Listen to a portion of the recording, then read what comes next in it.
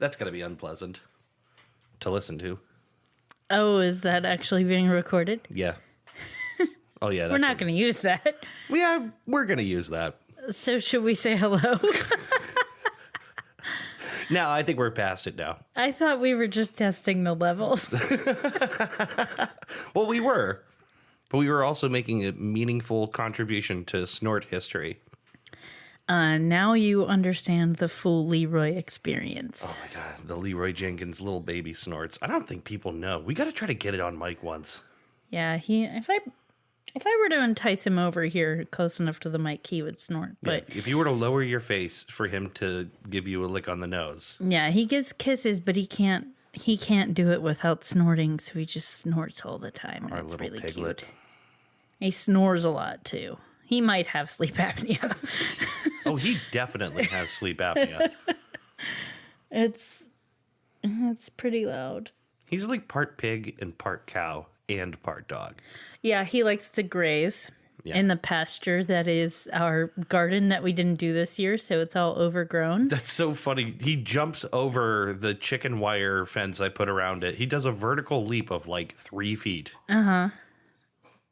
He's so weird. And he stands in this tiny little pasture and he just eats things that he shouldn't eat. That garden area has grass in it that is taller than me. Yeah. I don't know how. I didn't know that could happen. Yeah. Well, It's taller than I am. that's what happens when you neglect something for like a whole season. Nature has taken it back. Yep. I regret not having a garden. Yeah. I just shrug my shoulders and go, COVID. Yeah, it was overwhelming at the time, and I heard you mention to someone the other day about it at the time that you would normally be going and buying the plants and stuff. It was like the beginning of all this, and so like right when no one was going anywhere at all for any purpose. Yeah. Yeah. Yeah, it's okay. We've done other things. Yeah, that's true. We've failed at growing other things since then. That's like true. mushrooms. Yeah. I'm sure we talked about our mushroom failure. Yeah, I think we did. We are not mushroom farmers. We are not. I've been on a meringue kick. Yeah. Been making lots of meringues for no real reason. That's another very popular thing is COVID baking, so it makes sense. I don't think most people are making meringue cookies I don't think of so all either. things, but I am. I would say that is among the least popular things. Oh, no. What? Leroy has got his head caught in the Afghan my grandma knitted for me. Would you like me to go release him from his net? Look at him. He's just got his head stuck inside of it. There he is. Weird. Anyway. No, He likes it. Most people are not doing meringues, but it's been pretty successful. So I bought myself some more piping tips and lots and lots of flavors, and then realized that you also have lots of flavors left over from your vaping days. So I Right. have lots of options. Yeah, those same flavors that you use in making vape stuff are just candy flavoring. So we've got just a butt ton of stuff. My most recent ones have been what were they? Kiwi. I'm so distracted by what's going on behind me. Yeah, a small battle Not is developing. kiwi. Key lime pie and orange cream. So those were the ones I made most recently for our friend Mel. Well, I made them anyway, but I gave some to our friend Mel to try. Yeah. I've also been messing with sugar-free versions, but she might have an issue with some sugar-free sweeteners, so I just made her regular ones. They came out good. She said she thought it tasted like Fruity Pebbles, which I think is a combination of just like general fruity flavors with the crunchiness of a meringue. Yeah, I understand that. that texture is nice. Yeah, and it melts in your mouth. It's very nice. My mom had never had meringues before, and so I made some sugar-free ones when I went over to my brother's, and she enjoyed them. Your mom had never had guacamole until like 2 years ago. Yes. And meringues now. So I think she's on a real like journey of self-discovery. She's catching up. Yeah. She's learning lots of things. The world of foods. Yeah. But yeah, so that's what I'm into these days. Yeah. I've just been playing No Man's Sky in VR, and it's all I want to do. That's true. I had that thing on my head yesterday for like a total of like 8 hours. You played during the day, and then I went to bed at like 11, and you stayed up till 3 playing it, and then stayed up another 2 hours. It's so consuming. Honestly, like, this is, I think, the most obsessed I've been with anything in VR. Yeah. It just, like, it's growing on me big time.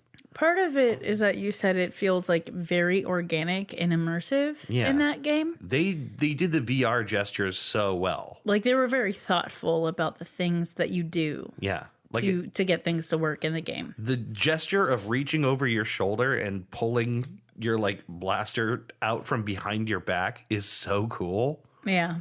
It's just like, I don't know, something about it is great. You feel like a gunslinger or something. Yeah. I don't know. Like I feel like a lot of VR games basically just use the buttons on the controller, you know, in kind of a stock manner. And so you hit a button and you switch gun or whatever, you know. Yeah, I think it's way more fun and way more immersive when you associate it with a gesture. Yeah. That you would actually do in real life if you were doing that thing. Like, that's really cool and thoughtful. Here's what I can't wait for. EA is making another Rogue Squadron game. Okay. Like, where you pilot, like, Star Wars vehicles and shit. Oh, I want to play that. It's coming to VR. If I get to pilot an X-Wing with my hands on the controls... That would be cool. That's going to be so freaking awesome. Yeah, I want to play that. Yeah. Anyway. So you are drinking some coffee, and I am drinking chocolate. Drinking chocolate.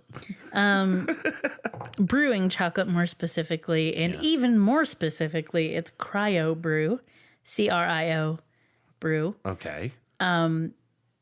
I mentioned I gave Mel some meringue cookies, and in exchange, she let me try some of the brewing chocolate that she ordered. Mm-hmm. I have doctored this with a little bit of creamer, and it's like Italian cream flavored creamer. And a little bit of Splenda. It's quite good. Yeah. Drinking chocolate. Drinking chocolate. Basically, it makes me feel like a fancy lady. Basically what we used to call hot chocolate. It's drinking chocolate. Yeah. The elite know it as drinking chocolate. Yeah. Yeah, right. It's I don't know if you ever heard of it. It's a kind of a fancy beverage where you put chocolate in your coffee maker. Now, okay, so it would be made even fancier if I actually had, like, a gold filter like they tell you to use, okay, but I do not. Do they mean, like, actually made of gold? I think it's a gold-plated filter, but yes. Okay, because we have a metal mesh filter in the coffee pot, like a reusable metal mesh filter. They call for gold. That is... And not paper. I don't even know what that is. I don't know why you need a gold filter. So I listened to an episode of a podcast, and it's, for the life of me, the name is going to escape me right now. Kirsten knows it 'cause she told me to listen to it. But it's all about, like, food and, like, cutlery and stuff like that. Like, a lot of information. But they talk about the different metals you can use for, like, eating utensils and the different flavors they impart. Do you need to pause? No, yeah, Leroy, come here. Leroy. He's, like, in the back room. What are you doing back there? Oh, God. He's such a little punk. See, if we did this earlier, he would just sleep over there. But it's now afternoon, and he's slept all day, so now he's getting into shit. Mm-hmm. But anyway, so... there's this person who's done, like, a lot of research into the kinds of metals you can use for eating utensils and the experience that they impart. And at one point, and possibly still, you could order a kit in which they give you a utensil, all these utensils of different metals, and they tell you what to eat with it. Like, eat mango sorbet on this. And on each different spoon, and it has a totally different flavor profile based on what metal you eat it off of. No way. Really? This is a real thing. What? I should have you listen to this episode of this podcast. It's really interesting. And oh my God. The dogs. They've literally collided with the table. What is happening today? Like something's off. The pH of this room is off, and I think it's the dogs. Oh my god. Do we need to like take Go a lay break? down, Leroy. Go. I thought about bringing their toys downstairs, but I thought that might create more problems. The sound of them chewing rubber in the background is not going to be good. So, yeah, this is like a whole thing. So I imagine it's based on that they think the flavor that gold imparts is better for brewing chocolate than other things. Okay, that's weird though. Like, is the implication that like it will bring some gold along with it? No, well, I don't know what their intention is. The cryo brew people, I have no idea. Oh my god. And they're also on top of me. This is a disaster. Can you pause it? Yeah, hold on. We'll be right back. Okay, sorry about that. Oh my goodness. Yeah, I have no idea what the intention of the cryo brew people is for why they say to use gold. But according to this person who's done all this research, gold has a different flavor than other metals. So it could possibly be that like they just think the flavor of gold is better. And I believe that person who's done that research said gold is the best flavor. Do you of metal. remember that like ice cream guy, like the ice cream taste tester dude that was like featured in that like early H3 video, Warm It Up, That's a 10?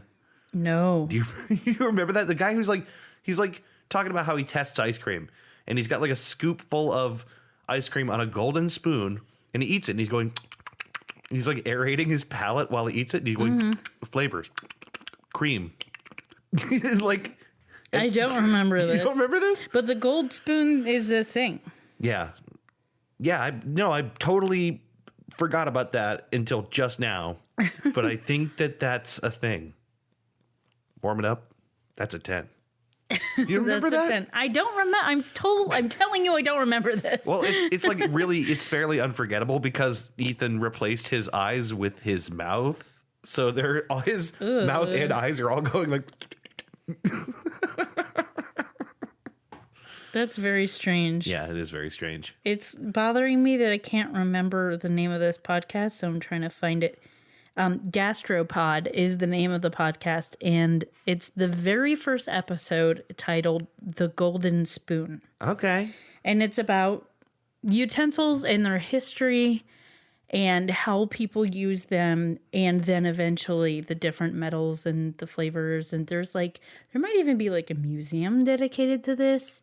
It's very strange, but it makes sense. Yeah.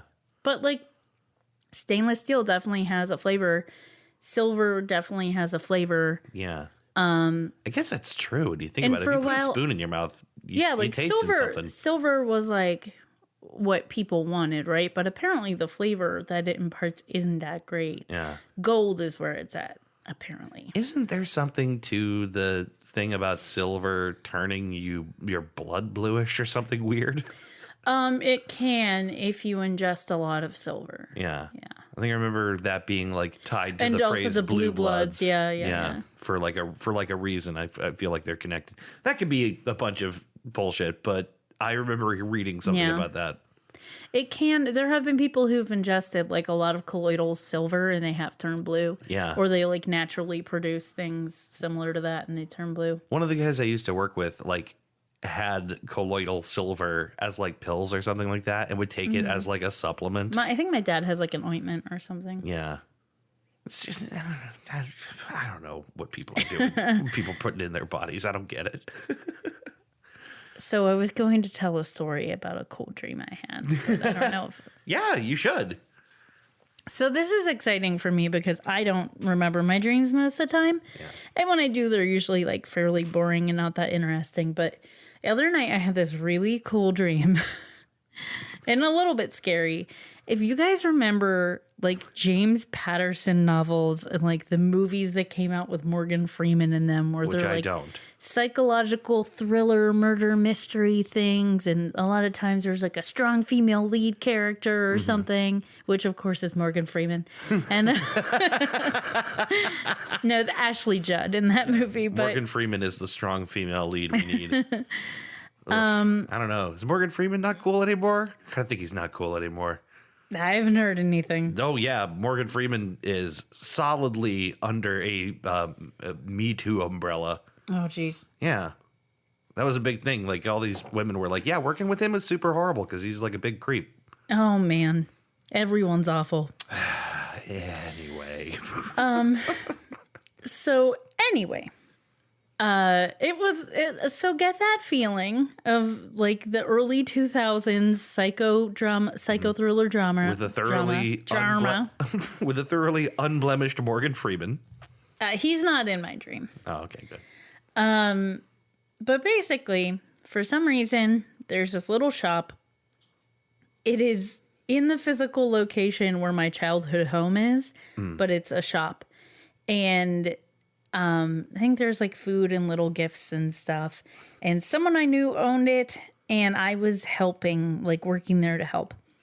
So I'm in the shop one day, and like a bunch of people I know come in, including my cousin, and in the dream, her husband, who is not the person who was her husband in real life, who is in fact a very lovely human being. But in the dream, he's this guy, and I don't really know him, and he's like being kind of creepy, and he's making all of these like subtle hints that he's like up to no good. He's like nefarious, but no one else. Like a murderer? Yeah, but he's like not coming out and saying anything, but I'm wise to it, you know? So I'm getting these hints, but I'm giving hints back that like I know what he's up to. I'm just going to say now, this is the most Christy Davenport dream ever. Confronted with an evil villain, I have to taunt him. You are dropping subtle hints that you know the nature of his true villainy, instead of just going, hey guys, I think this guy's up to no good. Yeah. You have to play this like really subversive cat and mouse game. Yes. Instead of just be like, hey, something's wrong with that. Yeah, so that's what happens. And so he knows I'm on to him. Yeah. And so, you know, the day goes by, whatever. So later I'm in the shop by myself, closing up or whatever. And then he's there. And I don't remember a lot of like actually happens in this scene, but I was doing something and I had like this knife. And he starts coming after me and he chases after me. I run out of the store and he thinks I'm going to go one way and he's like hopping in his truck so he can follow me or something. And so in the moment as I'm passing by his truck, I decide to go the opposite way, but I slash his tire with this like horrible like dull knife I have. I like somehow slash the tire of his truck and I run the opposite way and it's like action movie hero, right? Just like running. And I look around and like I turn my head around and like in slow motion at the end of the like at the stop sign at the end of the road, he goes to turn and his tire blows and his truck just like flips over like 3 times. And that's where I wake up. It's just like an action movie, do a badass thing while I'm running away, and the car flips, and I see it, and I wake up. I think it's very funny that just like flat tires are enough to throw his vehicle so off balance that he flips 3 times. It was like a movie. It was a goofy... Even in the moment, I was like, that's not really how that happens, but it was so cool. I kind of feel like that's like in the movies where like a car crashes into a tree and then like explodes everywhere. Like the movie 21, the movie they made of 21 Jump Street made fun of that really well, where like someone crashes into like an oil tanker and nothing happens, but then someone crashes into like a truck holding a lot of chickens on the back of it and it explodes. It's a really, really funny moment. That reminds me. What was that movie? It was one of those shoot, the guy that made Dolomite. Rudy Ray Moore, right? Uh-huh. That movie where the vehicle full of watermelons explodes everywhere and there's just like a rain of watermelons. Yeah. And we saw that. We're like, we have to see that movie. Yeah, we watched the best of the worst episode about them. Yeah, I think they did a special. It was all. It was a special best of the worst. Movies. Yeah, it was just about. Well, that one in particular was the Devil's Son-in-Law. What was his name? It was in the theme song. It was really funny. I can't remember what his name was. Shit. I don't know either. Anyway, yeah, we decided we have to watch some Rudy Ray Moore movies. Yeah, I don't know. I kind of think it's a moral imperative. I wrote down also just now, listening to you talk about your dream again, I just realized I want to watch The Fugitive again. I haven't seen that in a long great time. Movie. Yeah. I haven't watched it in a while either. It's classic Harrison Ford. Yeah. You know, my drinking chocolate is now cold, but it doesn't matter because it's still chocolate. Yep. Hot chocolate, cold chocolate, you're drinking chocolate. It's all just chocolate. Mm-hmm. You know what I kind of feel for to go with my drinking chocolate? God, you could say anything right now. The possibilities are so open. I can't begin to guess what you are about to say. A game. 1 in a million. Well, that's good news because I got a game ready. That's very nice. Yeah, it's called Trues and Fnews. Oh. You mean to tell me why you wouldn't happen to mean. It's time for Trues and Fnews. Time to play Trues and Fnews. Everyone's playing our famous game, the game that's taking the internet by storm. It's time for Trues and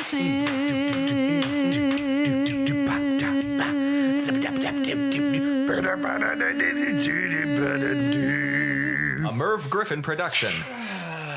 We don't have to talk about what it is. Let's just get right into it. No, I really think you should remind me what it is. Should I? Yeah. I mean, I don't know. You and I know what it is. I don't. You don't. I don't know what that is. You don't know what Trues and Fnews is. No. Okay. I would recall if, Trues and Fnews is a memorable name. If I had played this countless times, let's say something like 109 times, 108 times before now, if I had played it, I think I'd remember, but I have no recollection. So I think you should tell me how it goes. All right, fine. I'll do that. Let's see. Trues and Fnews is a game, an internet game, a classic game that's taking the internet by storm, in which I present to you 3 stories. 2 of these stories are false stories. Fnews, one of these stories is a true story. Trues, you have to discern which of these stories the trues is the trues, or the Fnews is the Fnews. That got weird at the end. You said which of these stories is the truth? Is the truth? Yeah. Or the fnews? Right. But once I did it wrong, for Trues, I had to do it for Fnews. Oh, it explains it so well. Great self-reflexive definition that is very unhelpful. Okay. All right. Anyway, you I'll ready to muddle play? my way through. I'll figure it out. You have to tell which of the Trues stories is the Trues, and which of the Fnews stories is the Fnews. All right. You better buckle in. All right, number.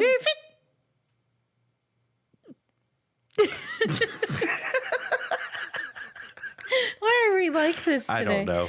All right. Okay, number 1. A new record was set in Huntington, West Virginia, as a family has constructed the world's largest tiny house. At human scale, it's proportioned at 5 foot by 10 foot, but it's been blown up to 30 foot by 60 foot and 72 feet high. So it's for giants? It's a tiny house for giants. All right. Number 2. Restorations of the governor's mansion in Montana had workers scratching their heads when they discovered several taxidermied foxes, squirrels, and a flamingo hidden in the walls of the master bedroom. All right. Number 3.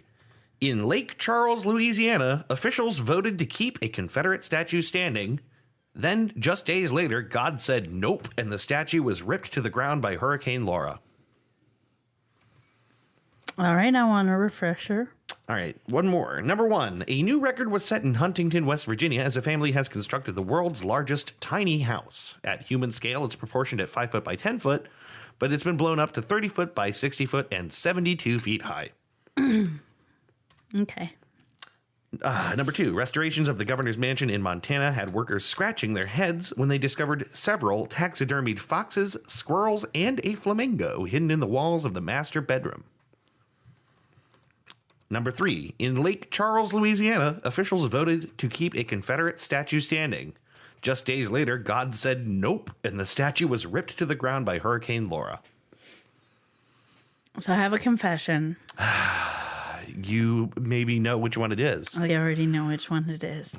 See, I should have gone with something more obscure. I saw it on the interwebs. I'm sorry. That's all right. What about you out there? What do you think? Uh-huh. Uh-huh. And why is that? My God. This is painful. Well, all right. I guess I'll tell you which one is the truth then. Oh, God. You were wrong.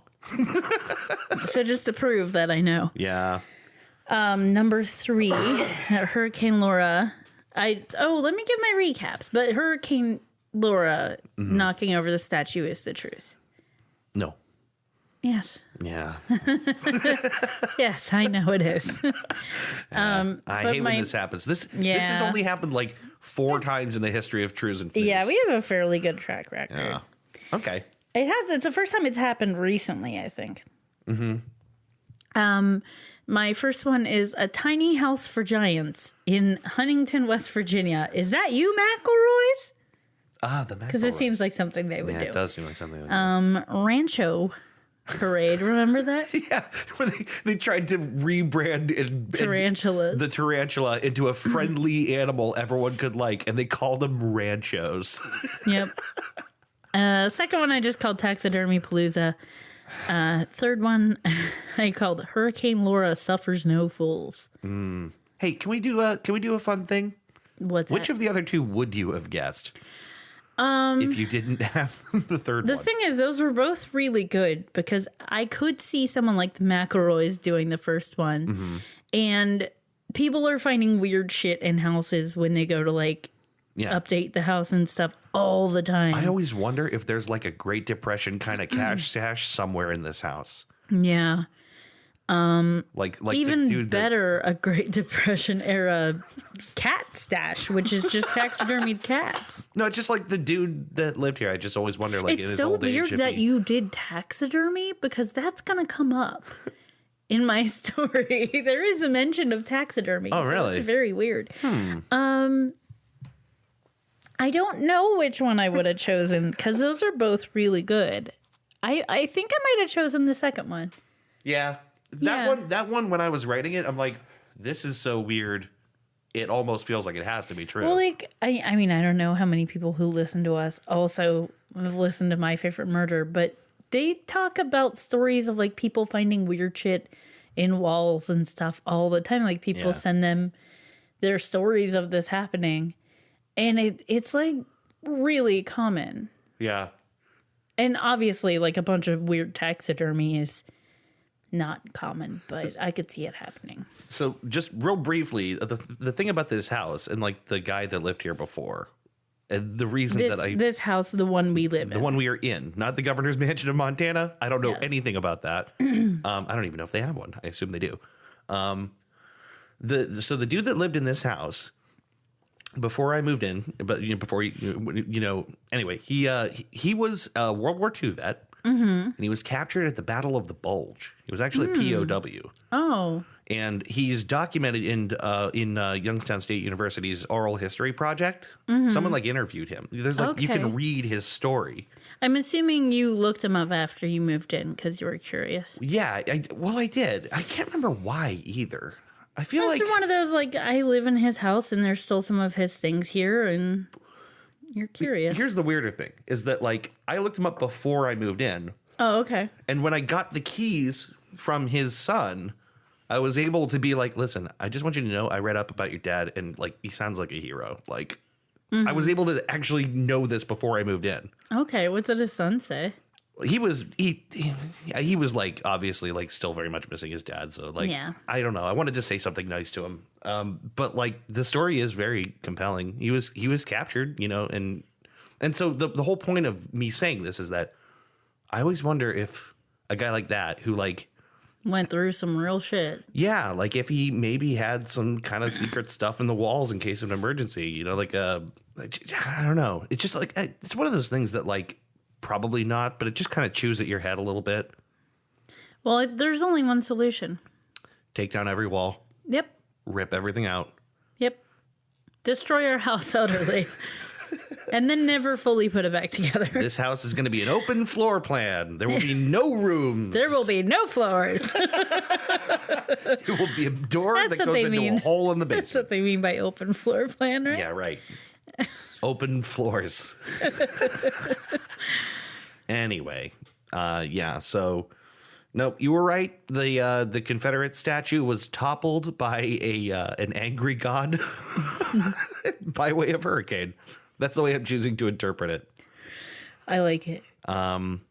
It strikes me as very interesting that just the coincidence of it. Mm-hmm. It was a statue dedicated to like all of, I can't remember what they call it, like the fighters of the South or the defenders of the South or some shit like that. Yeah. So it's like a multi-purpose catch-all statue dedicated to like the Confederacy in general. So it's just a guy shown being traitorous. He's like actively being a traitor. Yeah, he's like nodding, but he's got his fingers crossed behind his back. I don't know. Yeah, it just strikes me as like, regardless of how you feel about this monument shit, it does strike me as compelling. I was recently having a conversation with someone. It's not very often that someone changes their mind on something. Mm-hmm. But I was having a conversation. Well, I wasn't really having a conversation. I was in the room when other people were having a conversation about this kind of thing. Yeah. And one person was like, I used to feel that way too. Because basically the opinion that was expressed was like, it's our history. No, it wasn't that far, which is good. But it was more like, I don't get what the big deal is, whatever kind of thing. Like, why are they making a big deal of it? Which also isn't good. I actually find that opinion more annoying, but whatever. Yeah.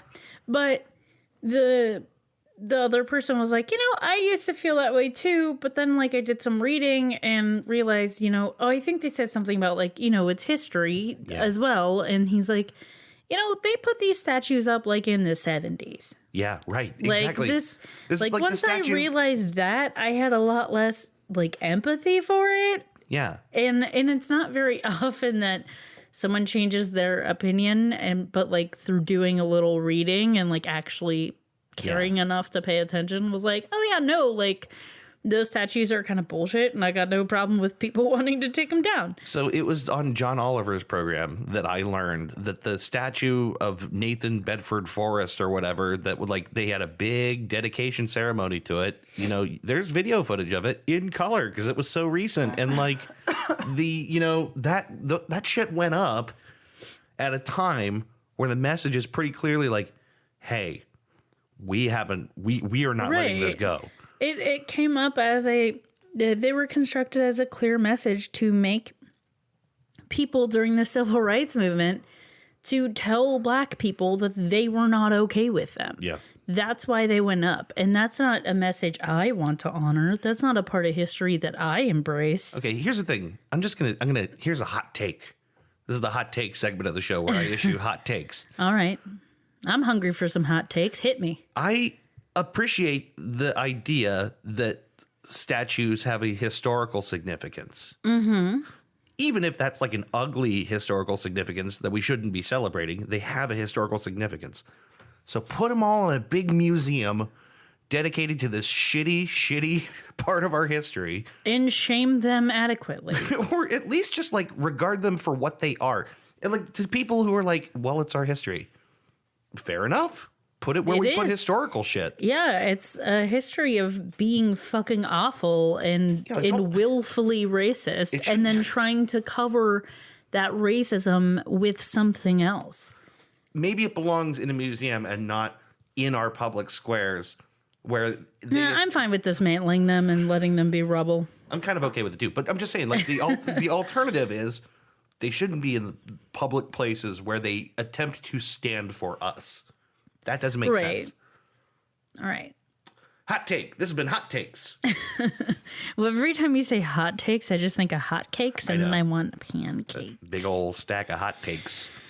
All right. With butter. Oh, man. There's this place in Pittsburgh called Doorstop, and they have the most delicious hotcakes. And I haven't been there in years, but they were featured on Diners, Drive-Ins, and Dives. Oh, no kidding. Yeah. With Guy Fieri. And they were on the same street as where I got my gnome tattoo. That's cool. Yeah. Well, I think we've exhausted the beginning of the show. Yeah, I'm exhausted. Leroy's exhausted. Shh, don't talk about him. Don't acknowledge him. I'll wake up. All right. Why don't we take a break? We'll come back with the main segment of this episode. All right. Sound good? Mm-hmm. Does sound good. Fern. Fern. All right. Be right back. All right.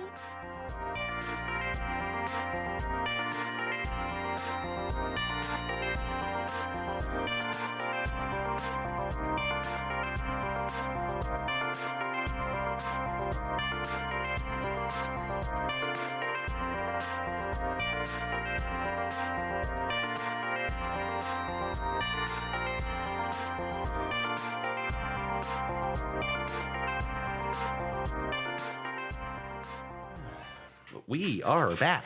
And we're back. I have got to get a less rickety chair. Yeah. The sound of that one thing drives me nuts. We gotta get you a better chair. There's probably that chair right there is probably better. But it's the same chair. Not every chair is as rickety as another chair. That's true. Let's get into this. Let's do it. Instead of talking about our rickety ass chairs. Right. Really? You don't want to do a 20-minute chunk on rickety chairs? Nah, not really. All right. My topic today, episode 109, is local celebrities. And not by that I do not mean famous people from your town, but I mean those people in a town that are so interesting or unique that they become a celebrity in their own right. I'm going to call it right now. You were inspired by Greg from Public Displays of Confection to do this. Really? No. Because I thought he would definitely... He's an example, at least. Yes, I do think he's like that. And I love that man. Yeah. But no, I was inspired by someone else you know about who is relatively local to us. Superpimp. Oh, yeah. Superpimp. How did we hear about Superpimp? We heard about Superpimp watching a video of Connor O'Malley, who is the dad from Joe Para Talks With You, going to the Republican National Convention in Cleveland. That's right. And he actually snags like a decent chunk of time with Superpimp. Yeah, this guy comes around and is like, cheer up, bud. And he takes him out on the town. And we're like, who is this guy? And he's referred to as Superpimp. And we had to look him up. Immediately, we're like, what the fuck is that? And there's an article in Cleveland Scene magazine about him. It's a great article. Okay. I didn't read up on him a lot, so I'm glad you did.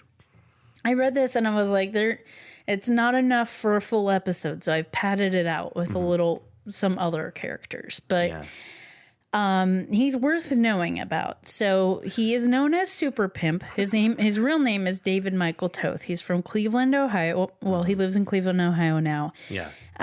Someone was quoted as saying, everyone in Cleveland knows two people, LeBron James and Superpimp. So let me set the scene. Yeah. You're in downtown Cleveland. I'm not sure why. You're in a club. Again, I'm not sure why you've done this to yourself.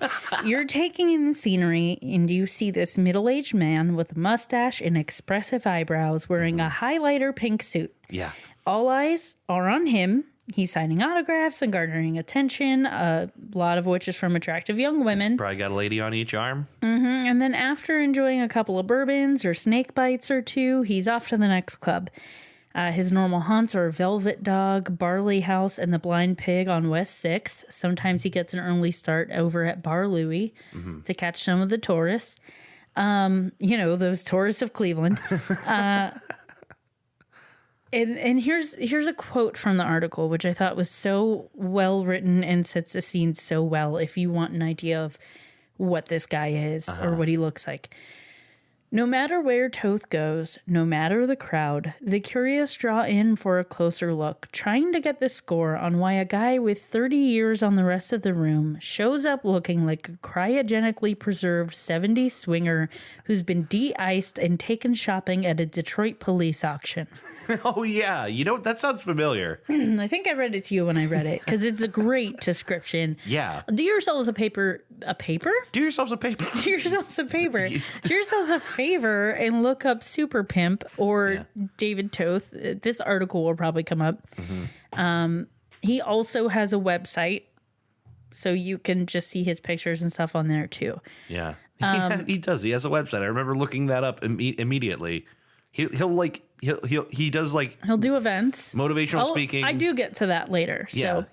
So, so this whole thing, going to a club and all this sounds super painful to me. It's not my thing. Yep. But if you could imagine the type of person who gains energy by making strangers smile, amusing them by being who he is, and maybe encouraging people to feel okay being themselves just by unabashedly parading around town, then you're beginning to understand, the man that we call Superpimp. Yeah. So he didn't exit the womb in a snakeskin suit, which he does have one. But from a young age, he had the confidence to just be who he was. He joined a dance class with his sister as a teenager and persisted despite harassment from his football friends. His true motivation wasn't his love of dance. However, it was getting to interact with the attractive female dance partners. Ladies. His experience with dance led him to the stage for a performance of West Side Story, earning him an invitation to perform at Cleveland's Hannah Theater. He was hooked, fueled by how a crowd returned his energy. Yeah.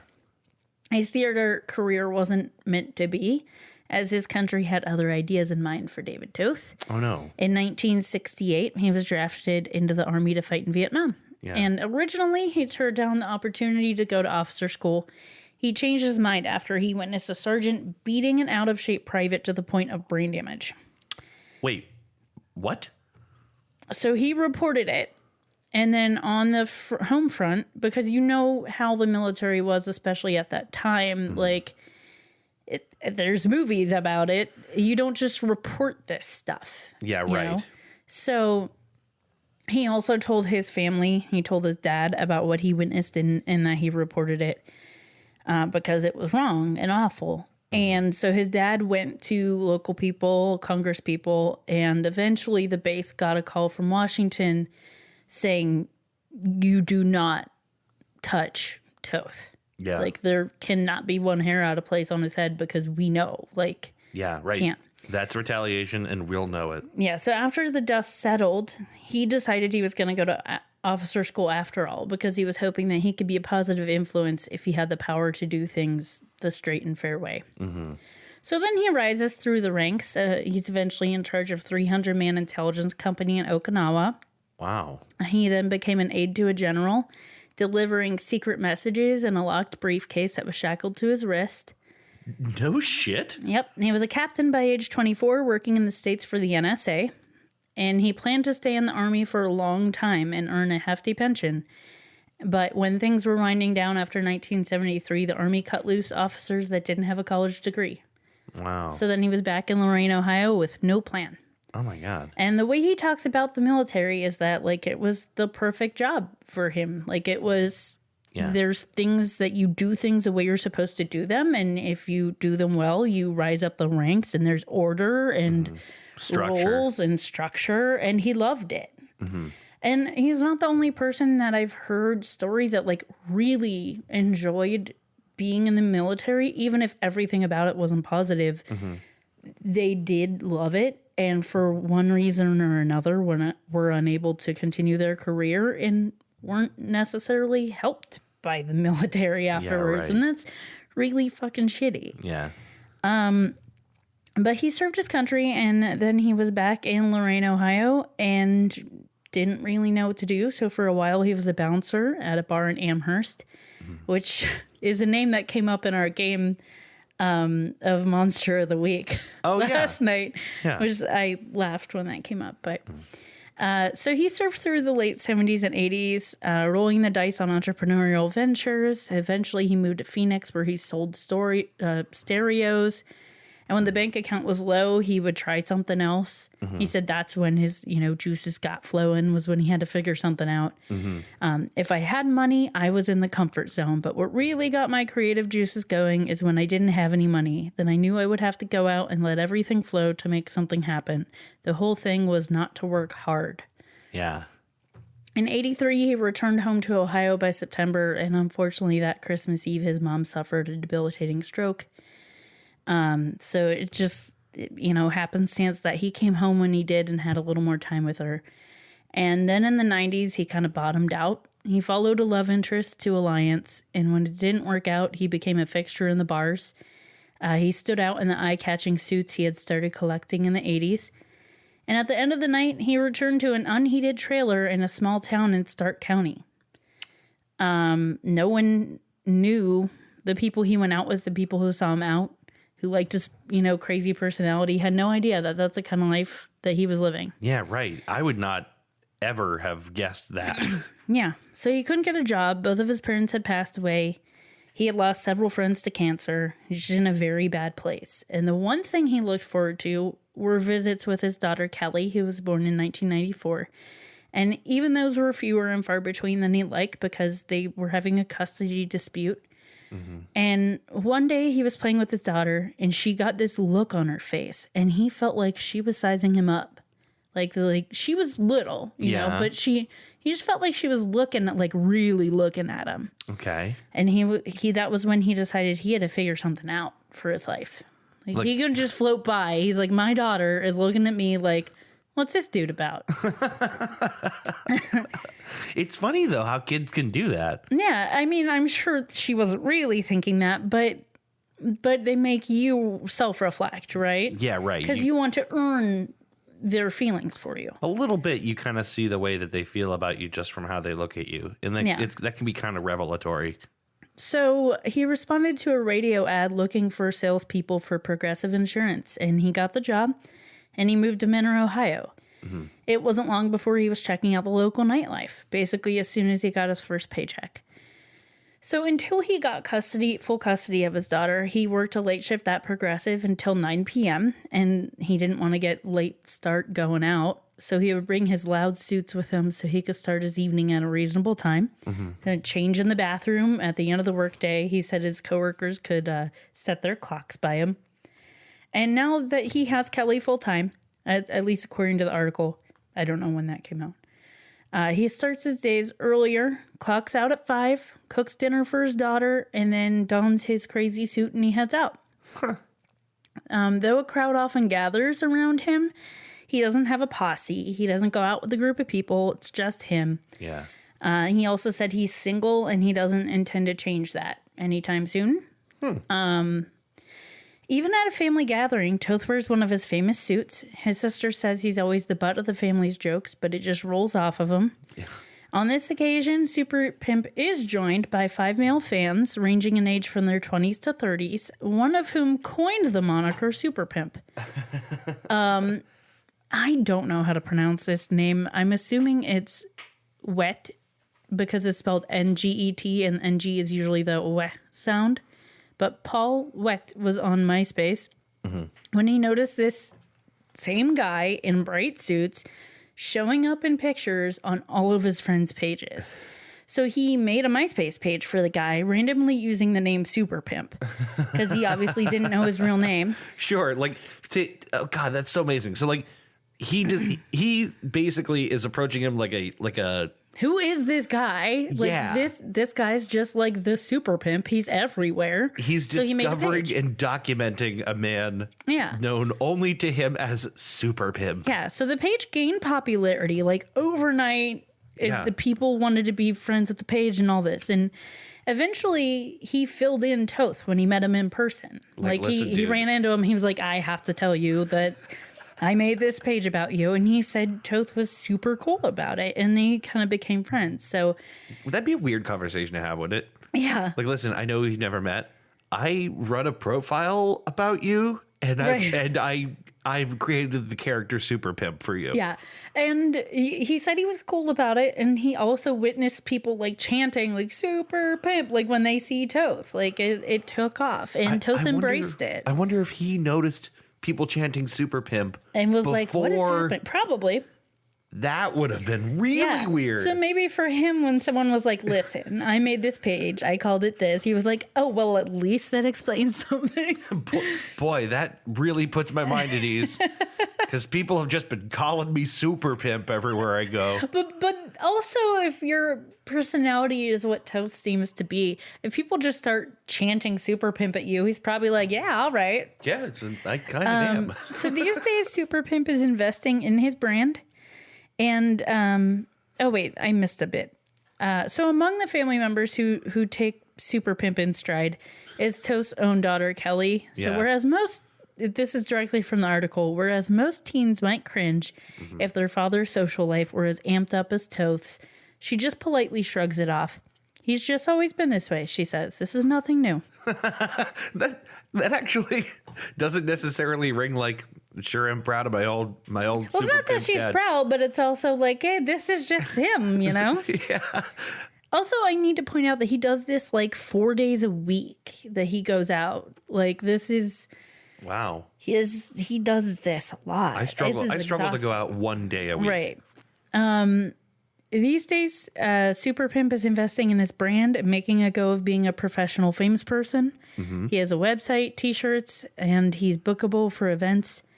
I kind of want a Superpimp t-shirt. I was going to buy you one actually, but they didn't have our size. Oh, rats. It tops out at extra large, and I wanted to get us I'm two a X's. 2X guy. So I was going to surprise you with one, but it didn't work out. It is a really cool shirt, though. Yeah. And he also, there's a quote in the article where he says basically that, like, he's now famous for being famous. He likes to say he's like a Kardashian, no talent, but famous for being famous. And I thought that was like kind of self-aware and really funny. Yeah, I was just going to say, that's a level of self-awareness I really appreciate in a person. And you probably didn't expect from a guy who goes by Superpimp. Yeah. Yeah, exactly. It gives it a little more context to know he didn't start calling himself that originally. Yes, it does. Honestly, that would be very obnoxious. Yeah. But he just ran with it. Mm-hmm. So it turns out Superpimp is just kind of a normal dude, grateful for the life he has. He kind of gets like, he tears up if he talks about his fans. Like, Yeah. he is really grateful for the fact that people like him and think he's something interesting. We should write him a letter. Yeah. And he would just like to make a living off being himself. And to that I say, same. Yeah. So the article is by Kyle Swenson in Cleveland Scene magazine, and it's called The Soul of Superpimp, if anyone wants to check it out. It's really well written and really interesting. Did he make any does he make any clarification on whether super pimping is easy or not? He says in response to people who like inquire about him personally or ask him questions that pimping ain't easy. Well, I believe it. It's what I've heard before from other sources. It's been widely reported that pimping ain't easy. He really does say that. Does he really? Yeah. They mentioned that in the article. That's fun. So the article was my primary source. There's like a wiki page, but it was with little stories like this, the best source of information is like an expose kind of article because they really get into details you can't get on Wikipedia. Highly recommend watching Connor O'Malley's video of going to the RNC in 2016. Oh my God. Where he stands in a public square and like talks about the Matrix and masturbating and all these insane things. It's like painful. And then like ends up like he's in a tent in a parking lot where he stays for the RNC, and Superpimp approaches him. Superpimp shows up and saves him. He decks him out in some duds, and they go around town. Yeah. I was trying to remember when I was doing this. I'm like, how did I hear about Superpimp? I couldn't remember. So I'm glad that you were able to share that. Oh, I think also that video, Connor O'Malley is like talking about the cure for America. Like all of our problems is Michael Jackson's Black or White. Oh, yeah. Oh, my God. Ugh.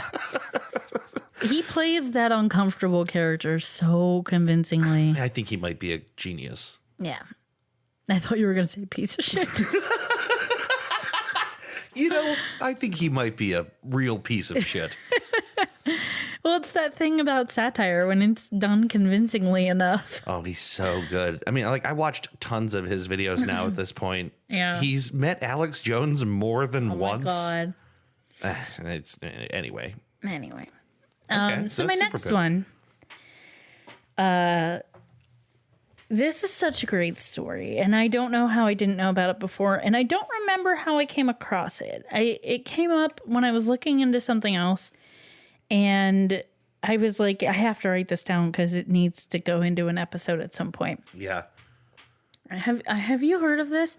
It's the Emperor of the United States. I have not. His real name is Joshua Abraham Norton. He is a San Francisco figure. A figure. He's a figure. Much like Superpimp. He's just Much a like guy Superpimp, well known. but from much longer ago. And his celebrity has staying power. I mean, he's still revered. The Emperor of America. Yeah, so he was born. That's all you need to know. Yep. He was born in February 4th of 1818. There's a lot of discussion on the Wikipedia about when his actual birth year is, but they've settled on 1818 for this. Okay. He died January 8th in 1880. Okay. He was born in England. He spent most of his early life in South Africa. His mother died in 1846, and his father died in 1848. And he sailed west, arriving in San Francisco November 23rd, 1849 on the Francesca. Okay. He arrived with about $40,000, probably from his father's estate, and parlayed this into a fortune of $250,000, though this can't be substantiated. That's pretty good. Yeah. So he made a living as a business person, and he had a good deal of success in commodities markets and in real estate speculation. This is like the times of like the Wild West, you know? Yeah. Well, gosh, back then, like, the West was just sort of kind of like newly settled, and yeah. Yeah, like the east half of America had just figured out about the west half of America being the next big thing. Right. So in 1852, he was one of the most prosperous and respected citizens of the city. But in 1852, he lost his fortune investing in Peruvian rice. So... Wow, what a bizarre Let me tell you how. China was facing severe famine, and so they placed a ban on the export of rice. Mm-hmm. And so the price in San Francisco rose sharply from 4 cents a pound to 36 cents a pound for rice. Wow. So this ship called the Glide came into port in San Francisco. It was returning from Peru with 2,000 pounds of rice.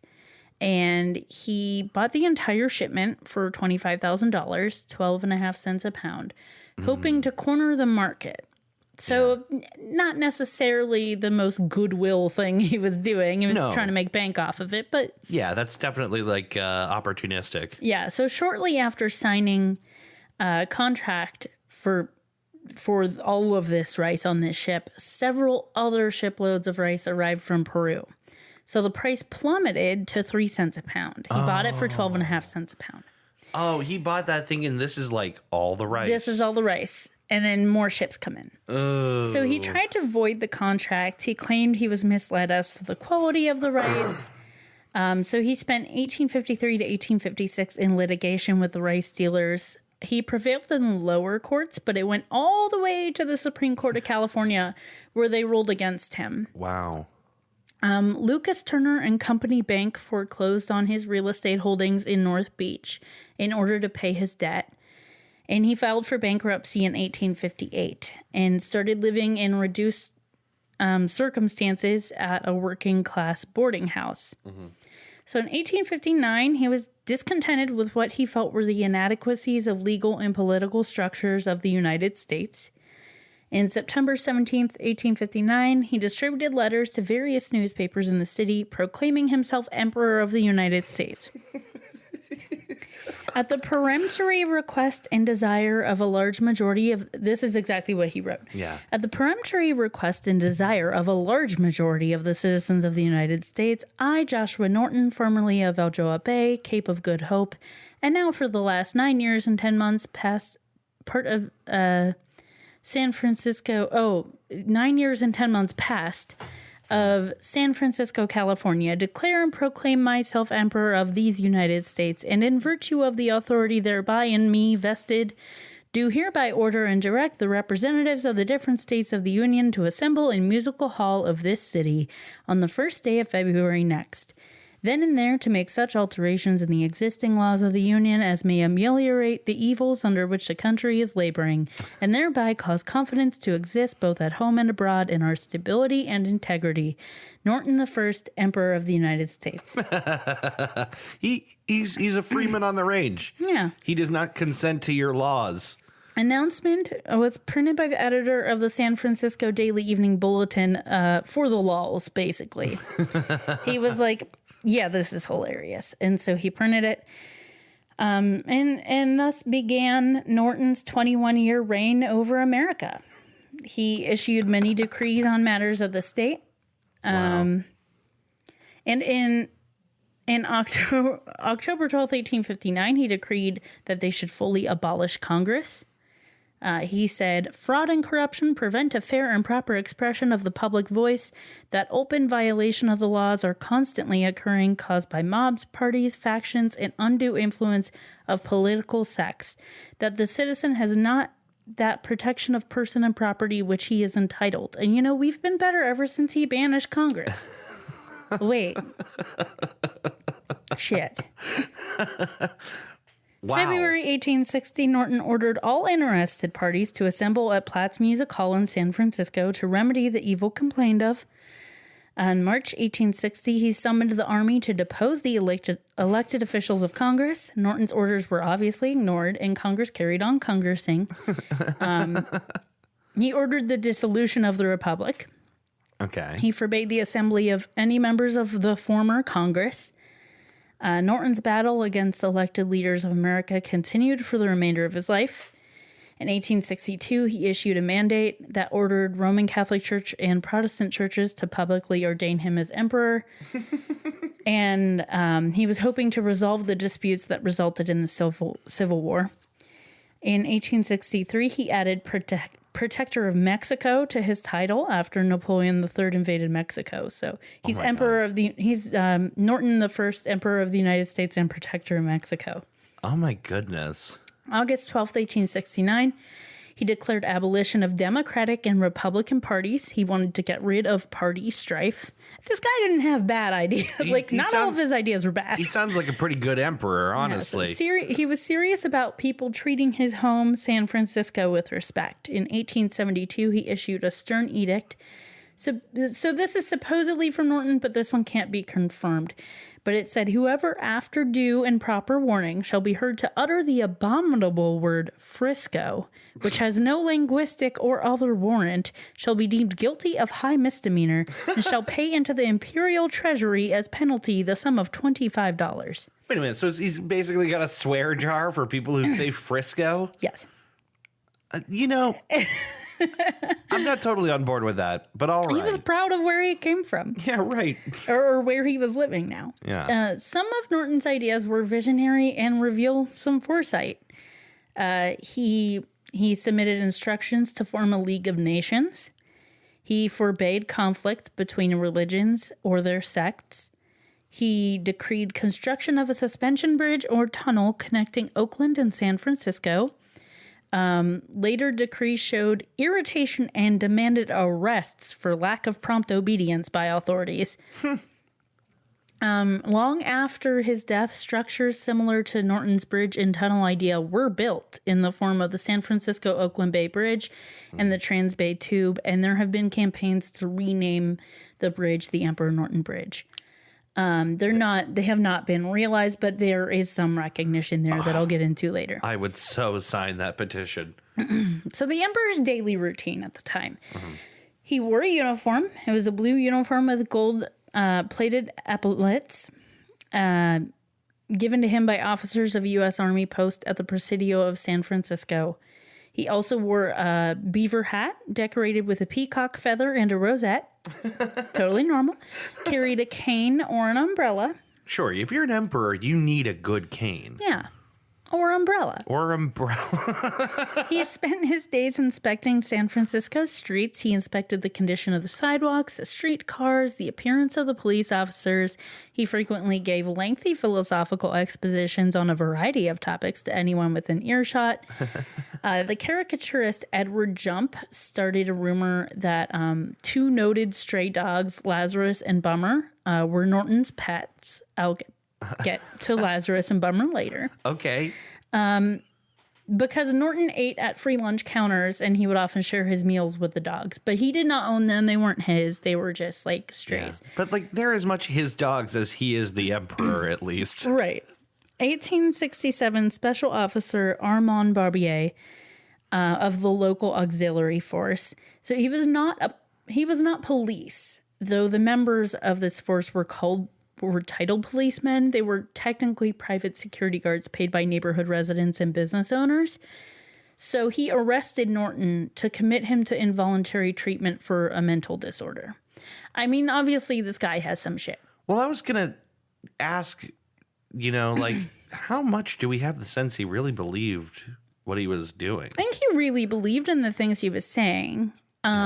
He may have been genuinely unwell. This is not performance art. No, I think he probably did have some issues. But his arrest outraged citizens. Yeah. There were scathing editorials.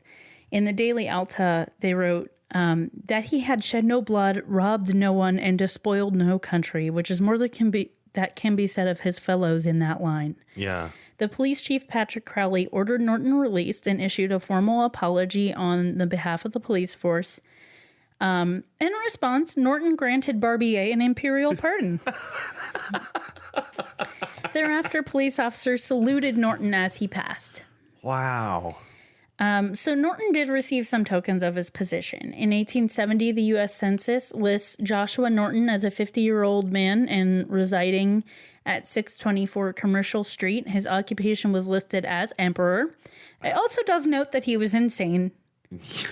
Right. So not all good. But, But some acknowledgement. the fact that someone put him down officially as employed as emperor is actually kind of sweet. There's a really great quote later that I want to share that wraps this all up nicely for me, but I got a little bit more to say before that.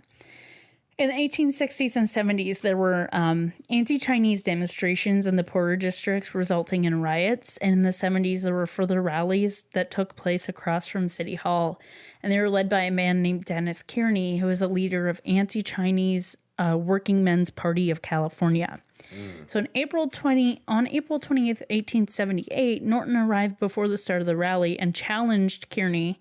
He stood on a box and was like, "Come on, you and me." And he told him and the crowd to disperse. And he was ultimately unsuccessful, but the incident was widely reported for the next couple days that he was trying to take this guy on. Wow. And get them to disperse. It's kind of heroic. Yeah. Norton also issued his own money in the form of scrip, or also known as promissory notes, kind of like IOUs. So he did himself a paper. You said that earlier. He did himself a paper. Do yourself a paper. He did himself a paper. He did himself a paper. He did. This, I don't know, this is really endearing to me. These were actually accepted from him by some restaurants in San Francisco, and the denominations varied between 50 cents and $10. So he would just write these promissory notes, and some people took them because they knew him. He was already at the time kind of beloved in San Francisco. He was just their character. He was the emperor. Incredible. Yeah. When I read this, when I saw it the first time, I was like, how did I not know that this is a person that existed? There is a guy who deemed himself the Emperor of the United States, and I didn't know. And it kind of worked. Yeah. People are yeah, no, sure, your money's good here. Yeah. So a few surviving notes, his bills that he made for himself, are actually collector's items that now sell for more than $10,000 at auction. I believe it. He was honored by San Francisco. When his uniform began to look shabby, the San Francisco Board of Supervisors bought him a suitably imperial replacement.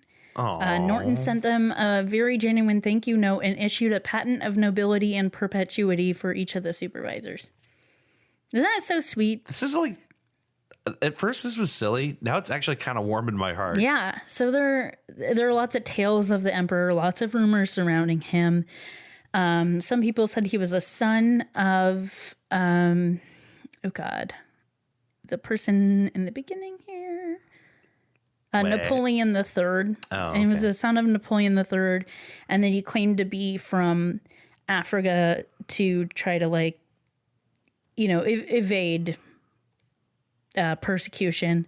Okay. There were suggestions that he marry Queen Victoria. He reported to have met Emperor Pedro II of Brazil. No shit. Some people thought he was supremely wealthy but feigned poverty because he was miserly. There were many decrees that were printed that were fraudulent, possibly made by editors to suit their own agendas. There does exist the San Francisco Museum and Historical Society. They maintain a list of decrees that they believe to be genuine from him. So his death was January 8th, 1880. Norton collapsed on a corner of California Street and DuPont, which is now known as Grant Avenue, in front of Old St. Mary's Cathedral while on his way to a lecture at the California Academy of Sciences. His collapse was noticed immediately, and the police officer called for a carriage to take him to the city receiving hospital, but he died before the carriage could arrive. So it was confirmed after that he died in poverty. He had like $5 or $6 on his person in small change.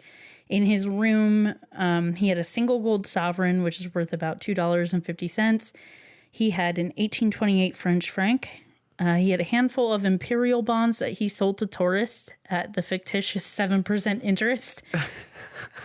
He had fake telegraphs from Emperor Alexander II of Russia congratulating him on Norton on his forthcoming marriage to Queen Victoria. He had a fake telegraph from President of France predicting that such a union would be disastrous to world peace. He had his letters he had written to Queen Victoria, 98 shares of stock in a defunct gold mine, a collection of walking sticks, a battered saber, a variety of headgear, including a stovepipe cap, a derby, a red-laced army cap, and a cap suited to martial bandmaster. I'm assuming he switched these out depending on the day, but usually wore his beaver cap with peacock feather and rosette.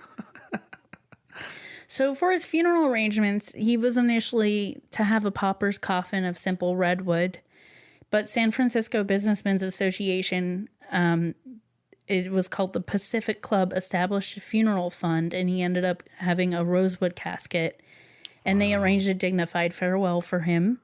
His funeral was January 10th. It was solemn, mournful, and very large. Wow. Paying their respects were members, and this is a quote, of all classes from capitalist to the pauper, the clergyman to the pickpocket, well-dressed ladies, and those whose garb and bearing hinted of the social outcast. As many as 10,000 people lined the streets. His funeral cortege was 2 miles long. Wow. He was buried in the Masonic Cemetery at the expense of the city of San Francisco.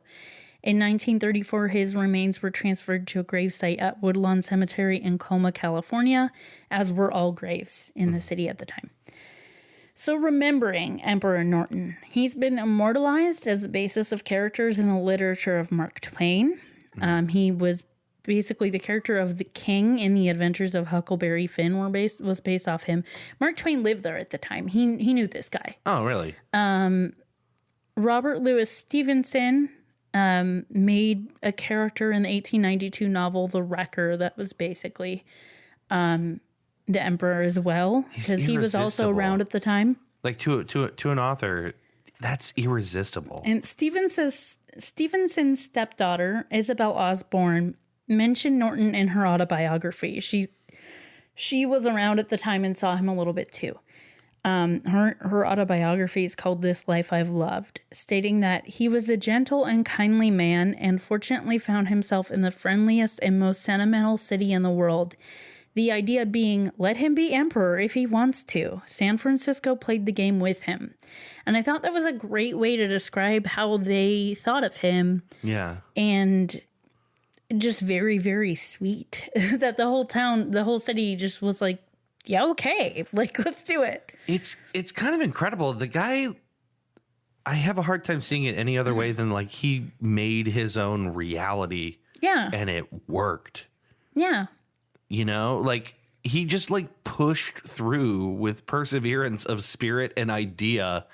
It's like sometimes you have to take stuff like that and go, you know what, in his case, it's like kind of harmless. And what's the harm in just like having him be a beloved person that we just let him do what he wants? Like, yeah, like he just like kind of like a mascot more than anything. But like, yeah. What a wild way to live your life. So he's also mentioned in works by Christopher Morris, and Renee Gosson, Selma Lagerlof, and Neil Gaiman. He is a character in Sandman Volume 2, 31, called 3 Septembers into January. He's in the Western anthology series Death Valley Days in the June 15th, 1956 episode. Emperor Norton is played by Parker Garvey. He's also in an episode of Bonanza, the episode from February 27th, 1966, titled The Emperor Norton, played by Sam Jaffe. Also in that episode is Sam Clemens, or Mark Twain, played by William Challey.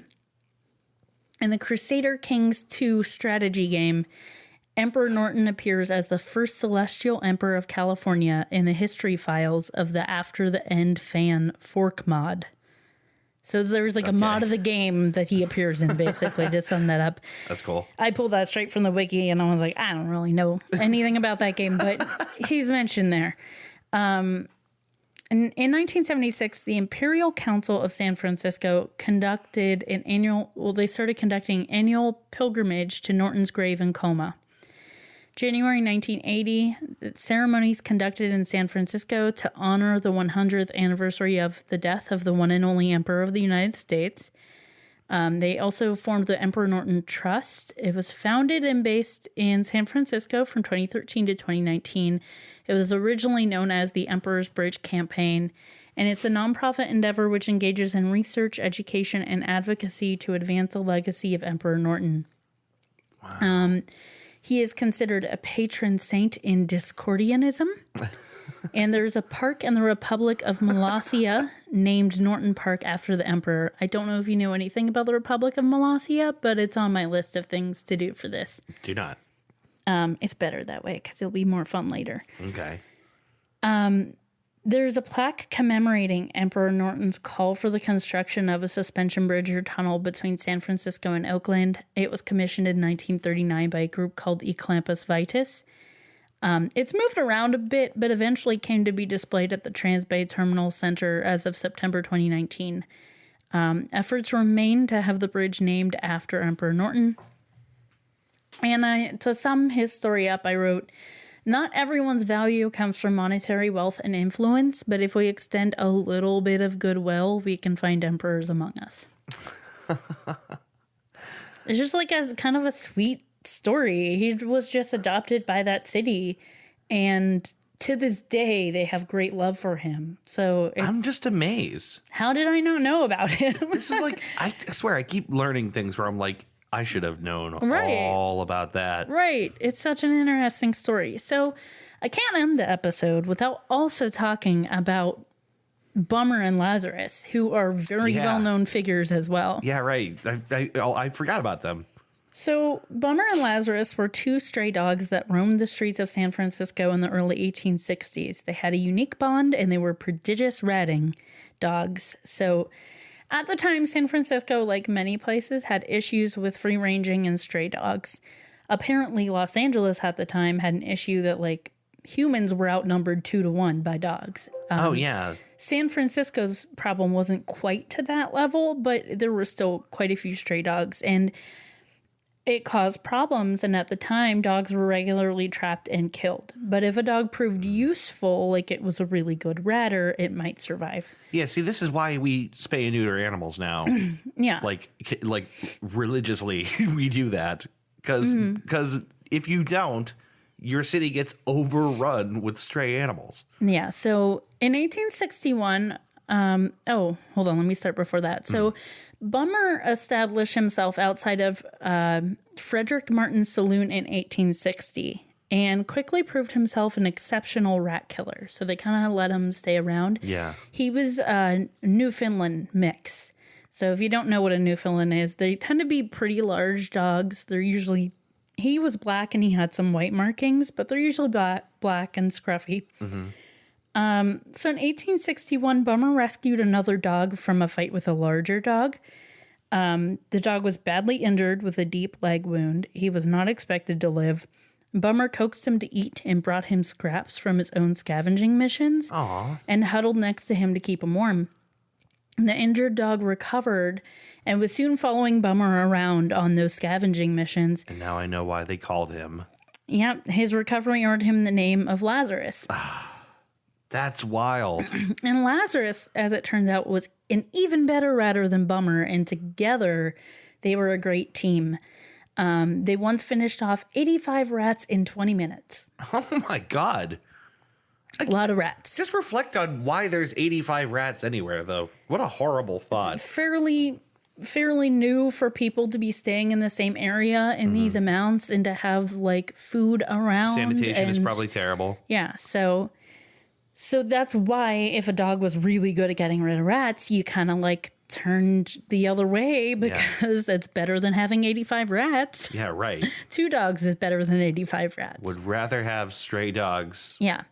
than rats. So Bummer and Lazarus had the run of the streets at this point, and June 14th, 1862, Lazarus was taken in by a new dog catcher, and a mob of angry citizens demanded his release and petitioned the pair declared city property so they could wander the streets unmolested. City supervisors released Lazarus and declared the pair exempt from city ordinances against strays. A week later, the pair were reported to have stopped a runaway horse. So it's good that they were allowed to remain on the streets. These are like the best boys. So despite their reputations, they could be vicious. Bummer was a known sheep killer and regularly fought other dogs in the street. Lazarus assisted, but mainly by barking encouragement. Yeah. And they ransacked shops when they entered and were locked in unnoticed. Oh, no. That happened when my mom was working at a pottery shop. A dog somehow got in unbeknownst to them and locked in overnight. And when they came in, it was like on one of the tables and had destroyed pottery. No. It was a Jack Russell Terrier and they found its owner. Oh, God, those dogs. They are very hyper. Insane. So sometimes these dogs hung out with Emperor Norton. And basically, all 3 of them were like beloved strays. Yeah, that's the thing is they're loved for a really kind of similar reason. Is like they're like they have their merit and they're just like they've been a part of this chosen town. by the town. They've been chosen.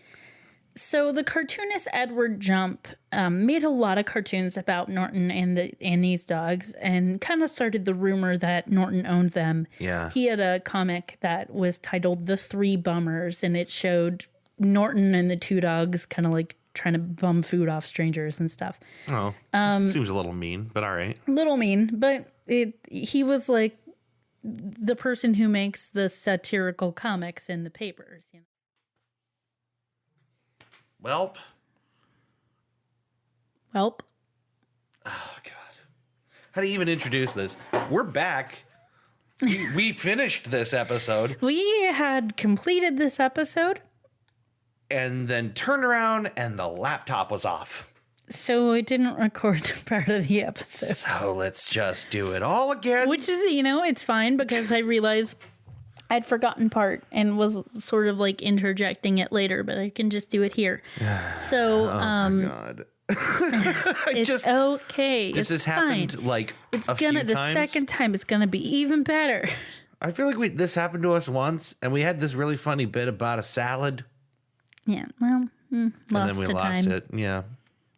So, the part that I had forgotten before. Okay. The press often congregated at the saloon that the dogs hung out in front of. So they saw these dogs all the time, and they used to love writing about this pair and use the tales of the dogs' misadventures to explain the human condition. So they often describe Bummer as the gentleman down on his luck, faithful and conscientious, and Lazarus, the mongrel who was sly and self-serving fair weather friend. I really like that a lot. For example, at one point about 3 months after Lazarus joined Bummer, Bummer was shot in the leg, and Lazarus left to run with another dog until Bummer had recovered. And the press stated that Bummer felt the sting of ingratitude at his desertion after he did so much for Lazarus. And when Lazarus returned, when Bummer was fully recovered and could live to scavenge another day, the press jumped on that as well. Like they really humanized these dogs. I love this like goofy thing. And I think it's like just a tendency people have. Yeah. Just to like attribute stuff like this to animals. See human emotions in animals. It's something that like when you have dogs, and especially for like having behavioral issues with dogs, one thing that trainers and behaviorists will tell you is like, you're coming at them as though they're human, and you're interpreting their behaviors in very human ways, and they're animals. Right. Like you can't do that, but it's really funny to do that. But like, we do that with our dogs all the time. We have attributed all kinds of bizarre stories and characteristics to them. I think that's why I like this so much, because it's seeing like these people who've adopted these dogs and make up sort of like backstories for them the way that we make up stories for our dogs. Yeah. And it's kind of nice to see that as sort of a universal thing. It is very much like how we have decided that Leroy is the ring pop prince. Yes. Boba is actual royalty. And Leroy is... And Leroy was adopted. So he's not part of the royal lineage, but they let him wear a little ring pop that he thinks is regal jewelry. Yes. He's a ring pop prince. I don't think that makes sense to anyone but us. It's insanity. It's really, really stupid. But we like it. Yeah, it makes us also happy. Started calling him B-Chunk. Because we haven't talked about that on the podcast yet. Dave was calling him a beach hunk. Yeah, he's got that muscle body. He looks like a muscle boy. Little beach hunk. And it's a thing I like to do to annoy Dave, is to willfully misunderstand what he's saying.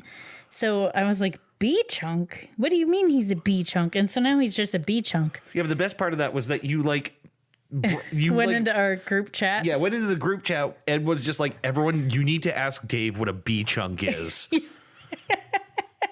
And I love annoying you. And of course, immediately I'm like, it was also this. like midnight. It was too. It was very late. And I'm like, everyone, please disregard this message. And of course, they did not. So people just woke up to like this crazy message about B-Chunk. But he does kind of look like a B-Chunk. It's kind of hard to explain. So anyway, let's get back into the actual story. Yes, let's retell this story to ourselves again. So unfortunately, doggos die. And the death of Lazarus, it was rumored that he was kicked by a fire engine horse, but contemporary accounts say that he was actually poisoned by being given meat laced with rat bane after biting the boy. Mm-hmm. San Franciscans were outraged and offered $50 reward for the capture of the poisoner. It doesn't seem like anyone found him. Mm-hmm. It was... the reason... Oh, no, I said that. The reason someone poisoned him is because he supposedly bit someone. Yeah. So it was suggested he be buried in a place of honor. And the cartoonist Jump made a cartoon called Funeral. It was Lazarus's funeral. And it shows Emperor Norton as the Pope and Freddie Combs, who was another San Francisco eccentric who claimed to be George Washington reincarnated, digging the grave. Yeah. Notable San Franciscans formed I don't know how to say this word actually. Is it cortege? Oh, so you said it before. I said it cortege before. I don't know. I don't even know. It's I've never heard that word used. Cortege. I'm going to say cortege, and I might be wrong. It's fine. And Bummer looked on mournfully. Lazarus was stuffed by a taxidermist, and the city council had claimed his remains, but the saloon owner where they used to hang out, his last name is Martin. He paid the taxidermist $50 for Lazarus and displayed the dog in his saloon. I would do that too. I like that he bought him out from under the city. The Daily Evening Bulletin featured a long obituary entitled Lament for Lazarus, in which they praised the virtues of both dogs and recounted their various adventures together. Mm-hmm. The death of Bummer continued on alone for a little bit. At one point, he took a small black puppy under his wing, but the puppy didn't stick around. And in November of 1865, he died eventually after being kicked by a drunk named Henry Rippey. Rippey was immediately arrested, and in his cellmate that he shared with David Popley, Popley heard word of what he'd done to Bummer, and so Popley popped him in the smeller. which is an expression no one will ever say again. I love it.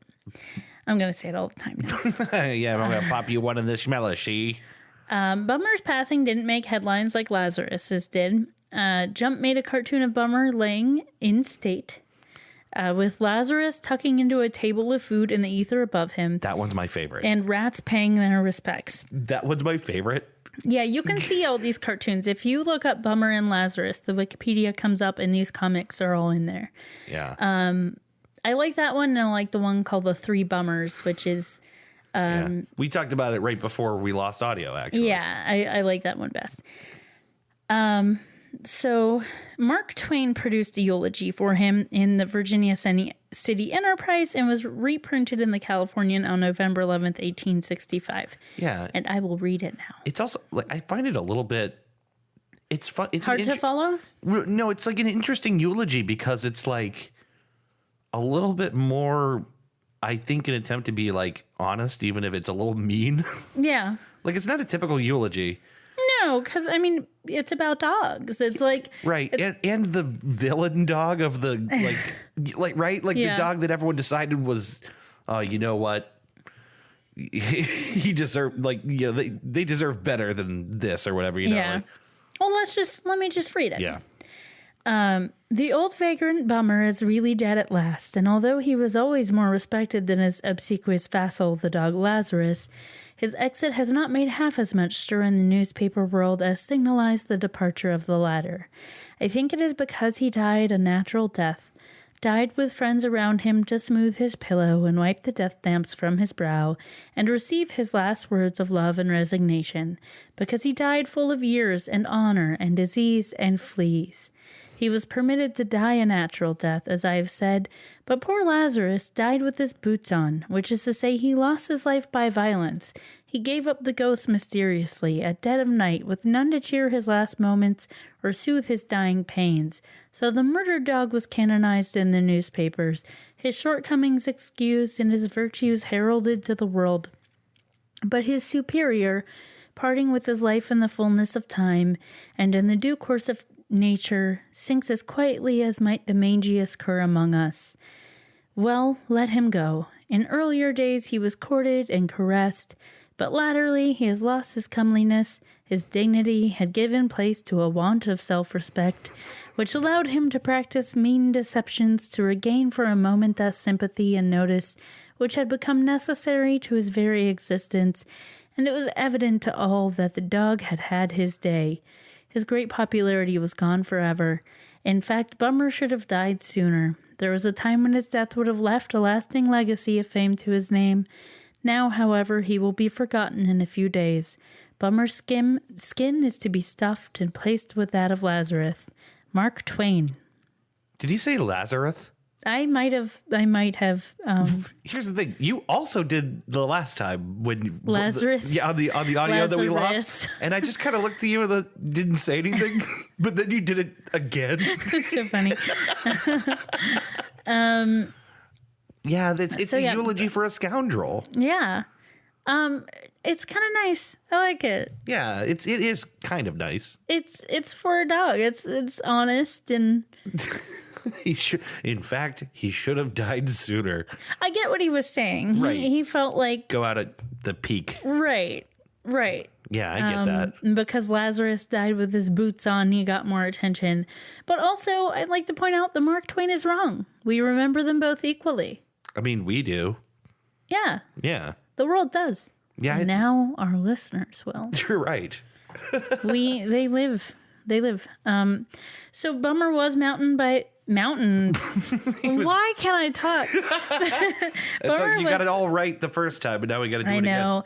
Bummer was mounted by a taxidermist as well and placed on display. In 1906, both dogs were donated to Golden Gate Park Museum, now the M.H. DeYoung Memorial Museum, where they remained in storage until they were destroyed in 1910, because taxidermy gets a little weird. Yeah, skin doesn't last forever. The Dave Dragowski story. In March 28th, 1992, the Eclampus Vitus organization placed a brass plaque commemorating the dogs at Transamerica Redwood Park, adjacent to the base of the Transamerica Pyramid, where there's that plaque about Norris. So, yeah. Norris? Isn't that his name? Norton. Oh, God. Sorry.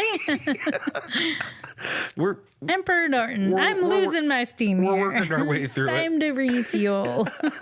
This is the second go. Yeah. It's so weird because we've had to do this before. And it's hard to do the same thing again. It really is. Because we're both looking at each other like, yeah, we know. We just talked about it.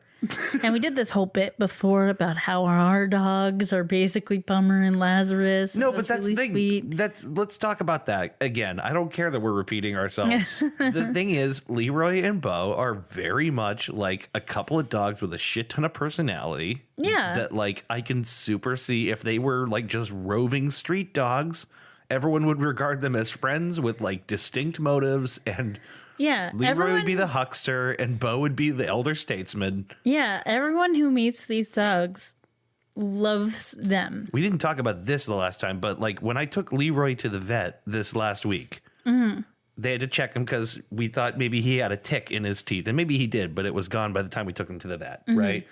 After they check him out, I'm sitting there with him on the leash. 3 vet assistants, these 3 women surround him. I don't even think they were in control of what they were doing. It was as if they had been bewitched. Yeah. And Leroy is just going between them, making his little kissies on their noses. And the one goes, "Oh, does he want a biscuit?" And it's like, he'll eat it. And I'm just watching like, what the fuck is happening? Also, I think we talked about it before, but like he also makes these adorable little snorty sounds, and so like he's a cute dog, and then he gets in your face to give you a kiss, and he's like snorting all over you. He's like a little pig. He's cute. He's damned adorable. The reason we adopted him is because the picture I saw of him was this weirdo little dog with a smile too big for his face, and like his ears fold in half straight down. I call them little Dorito ears. But he's just like weird looking and adorable, and he looks so happy, and he smiles. He's irresistible. He is. And Bo's the same way. Like if I take him anywhere, the reason I DNA tested Bo is because anytime I would go anywhere with this dog, people would stop me and be like, "What kind of dog is that?" People are mystified by him. Yeah. Because he doesn't look like a lot of other dogs. He's very unique. You once said to me, I thought it was really funny, like, Bo looks like the dog I would have drawn as a kid for what a dog looks like. Yeah. Except with like, if he had slightly longer ears, that's exactly how I drew a dog, with like a very distinct forehead and snoot and ears. And like, that's what Bo looks like. He's like the stereotypical dog. Plato's dog or something. Like he's like this like idealist version of a dog somehow. Yeah. Did we talk about Ring Pop Prince before or after? After. We talked about it this time around. God, this is so confusing. Okay. I think we did. Maybe we didn't. I don't know. If we don't clarify what that is, people are going to be like, "What the fuck are you talking about?" I don't want to tell the same story twice. I don't either. We'll save it for another time. Okay. We'll listen and see if we told it. Maybe we'll come back and tell it. But well, whatever. Leroy's the Ring Pop Prince. Yes. But yes. Yeah. Our Pujos. Our little Pucho de Muchos. They're amazing. I know it's like with people's kids where everyone's like it's boring to people. Like other people are like, whatever, okay, but like we dote on these things. Mm-hmm. We have become those dog parents. Oh yeah, I was always that dog parent before I even had a dog. I was not. This is new to you. This is brand new to me. I think you're fairly ashamed of it. Yeah. I lost shame a long time ago. Yeah. Anyway, where were we? Yeah, that was basically the end. We're just talking about how our dogs have these same personalities. It's just really, really fun to see a town adopt strays, yes. dogs and people, in the way that San Francisco did in these cases. And the thing I wanted to say about it that I said before is just that, like, it's marked by a lack of cynicism to me. Yeah. That I do think is really nice. And it also applies to Superpimp. It's like what you get out of both of these stories is like people deciding to like something. Yeah.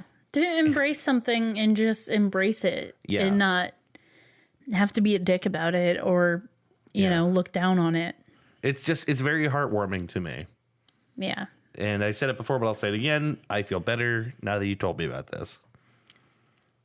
Yay. I feel better having said it twice. Yeah.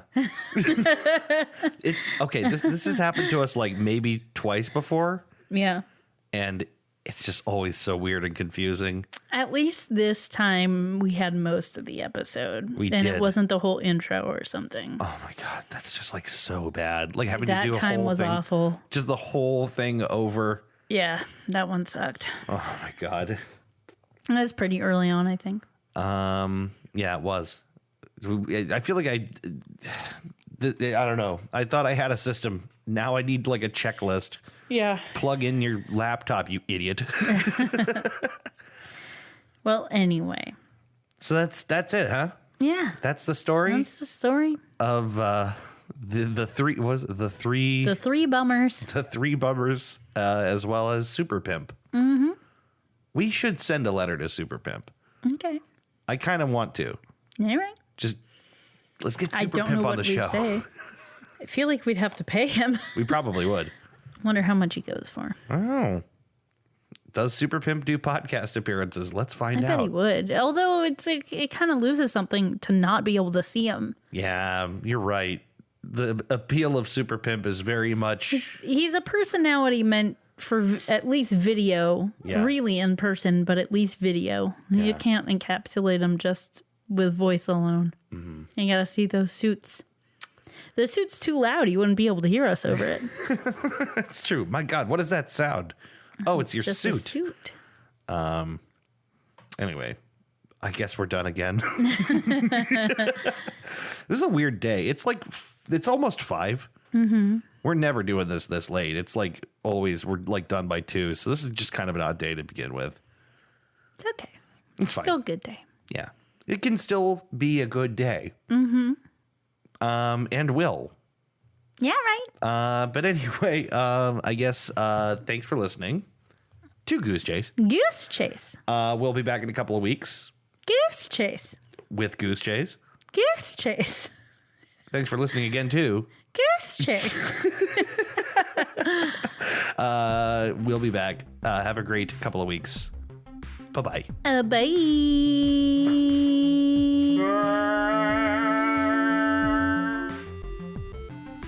You've been listening to Goose Chase. We are Goose Chase Podcast on Facebook and Twitter. On Twitter, our handle is @GooseChasePod, and our website is www.goosechasepodcast.com. If you have any topics you'd like us to research, please email us at goosechasepodcast@gmail.com. If you like what we do on the show, please rate and review us on iTunes and Google Play. Want to go on a goose chase? Ooh, yes.